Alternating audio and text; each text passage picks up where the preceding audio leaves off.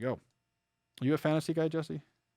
Yeah, I am. Do you read fantasy books? I read a lot of like science fiction right now. Oh, I see. So I keep trying. I feel like I should be more into fantasy, and I've read some like the classics, but like I think I should be a huge fantasy fan just given my demographics. It's like a semi nerdy computer science whatever guy who reads a lot, and I don't know. I lose steam. But I've read the classics. I've done the Lord of the Rings. I'm doing Ursula Gwyn's Earthsea Cycle. Oh, I'm reading at least the first one.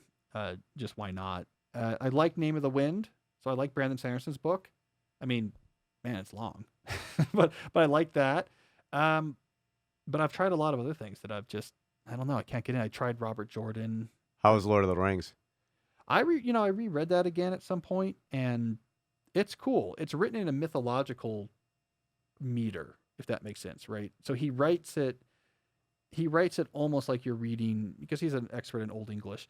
Like it's mythological, where like now things are more boldly expository. Like I'm the third person observer just explaining everything that's happening. But this had like a more, especially the first Lord of the Rings book, I don't know, there's like more of like a mythological than I remembered meter to it. So the language is a little chewy, like it kind of sets the scene, and it's not all just pure action, and sometimes the description feels more mythological than modern just objective description of what's happening. So it's a very impressive book. Did you like the movies?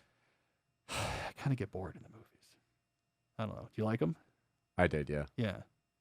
That's my memory. I rewatched some of them recently.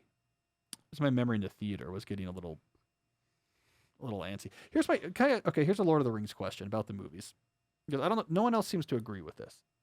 But to me, and this is probably unavoidable because of budgets, the world seems so uninhabited.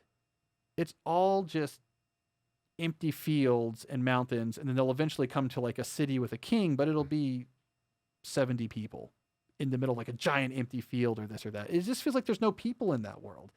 And so is that supposed to be because after ancient warfare, it's like largely depopulated, or it's just a very sparsely populated country? But nowhere in the Lord of the Rings universe, in the visual movie universe, you ever have this feel of like medieval England or something, where there's big cities and villages and stuff. It's just everything is so empty. Was it that way in the books?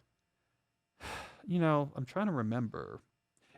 Yeah, I don't know. I don't remember. It's a good question. I mean, I think I read a book about Lord of the Rings.